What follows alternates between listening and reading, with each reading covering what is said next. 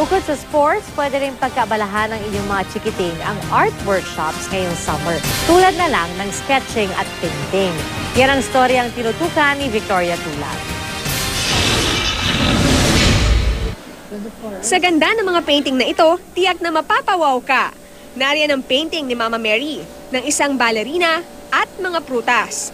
Pero ang mas nakamamangha, amateur painters pa lang ang gumawa ng mga dibuho. Mga estudyante sila sa summer workshop ng artist na si Fernando Sena. Ang 13 taong gulang na si Lord Bacalia noong nakaraang taon lang nag-formal training pero nanalo na sa 2 international competition.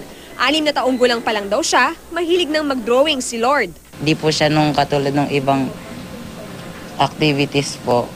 Pagtapos na ipag-drawing naman po, panghabang buhay na po. Si Wanda Tutanes naman sa edad na 14, nakapag-exhibit na.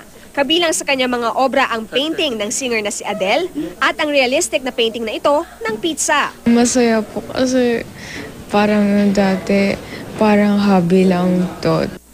Dahil wala raw pinipiling edad ang sining, bukas ang workshop hindi lang sa mga bata, kundi maging sa matatanda. Wala yan sa edad, nasa puso yan. Ang pagpipinta ay isang talento rin na binigay ng Diyos yan na dapat pag-aralan. 4,000 pesos ang halaga ng 8 sessions. Kasama rito ang lectures, sketching at painting. Kung mahilig naman sa art pero walang budget, may mga estudyante ring libreng tinuturuan.